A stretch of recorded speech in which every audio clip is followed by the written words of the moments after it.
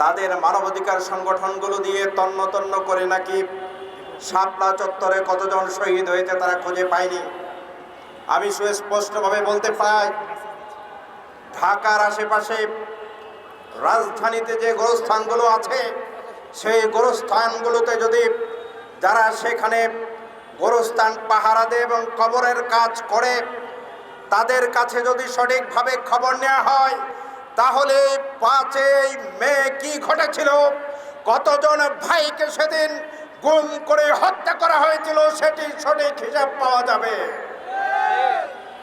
সংগ্রামী ঢাকাবাসী, আজকে সময় এসেছে রাসূল সাল্লাল্লাহু আলাইহি ওয়াসাল্লাম এবং তার সাহাবায়ে কেরাম সহ ইসলামের বিরুদ্ধে পুরো বাংলাদেশে ইসলাম বিদ্বেষীদের যে চক্রান্ত শুরু হয়েছিল, সেই চক্রান্তের বিরুদ্ধে হেফাজতে ইসলাম সহ বাংলাদেশের ইসলাম প্রিয় জনতা ঐক্যবদ্ধ হয়ে সেটির প্রতিবাদে এখানে সমবেত হয়ে তারা তাদের যৌক্তিক দাবিগুলো উপস্থাপন করে সরকারের সামনে বলেছিল এই ন্যায্য দাবিগুলো মানতে হবে। কিন্তু তারা সেই ন্যায্য দাবি না মেনে নির্বিচারে রাতের অন্ধকারে গুলি করে পাখির মতো হত্যা করে সেদিন প্রমাণ করতে চেয়েছিল বাংলাদেশে ইসলামপন্থী দেশপ্রেমিক লোকদের কোনো স্থান নাই, তারা প্রমাণ করতে চেয়েছিল।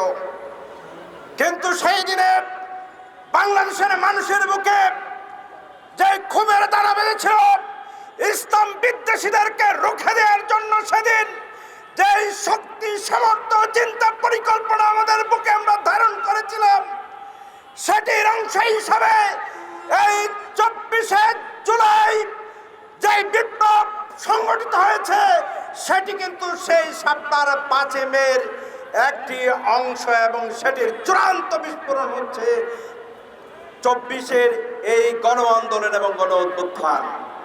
সুতরাং আমরা যেভাবে 47 সাথে 71কে মিলাই, একটা ছাড়া আর একটা অচল, আমি মনে করি এই 5 মে ছাড়া ঠিক একইভাবে 24শে আগস্টের ছাত্র শ্রমিক সাধারণ মানুষের আন্দোলনের মাধ্যমে হাসিনা যে পালিয়ে যেতে বাধ্য হয়েছে, এটি তারই ফসলের অংশ।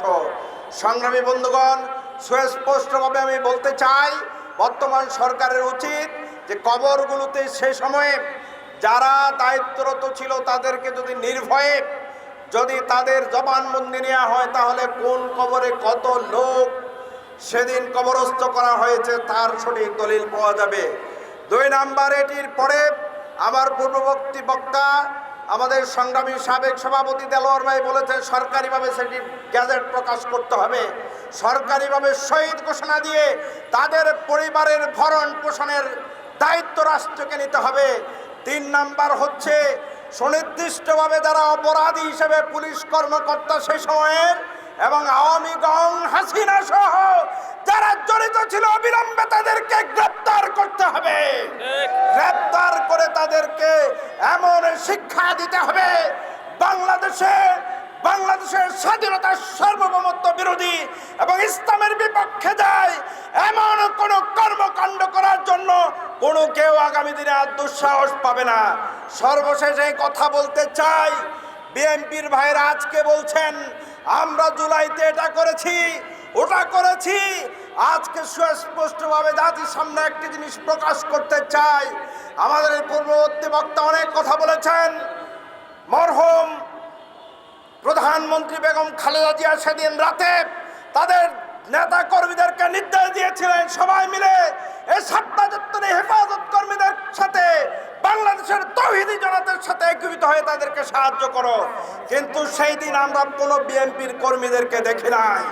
সেদিন অসংখ্য জামাত এবং হেফাজতের কর্মীরা শহীদ হয়েছিল। আজকে সেই বিএনপি কর্মীদেরকে নেতাদেরকে বলবো, আপনাদের বাগাড়ম্বর বাদ দিয়ে সত্যিকার অর্থে জুলাইয়ের সাথে গাদ্দারি না করে, দাঁড়াই পানাই না করে দেশ করার কাজে আপনারা এগিয়ে যান। নতুবা অতীত শিক্ষা নিয়ে আপনারা হাসিনার মতো আগামীর পথ আপনারা খুঁজতে থাকুন।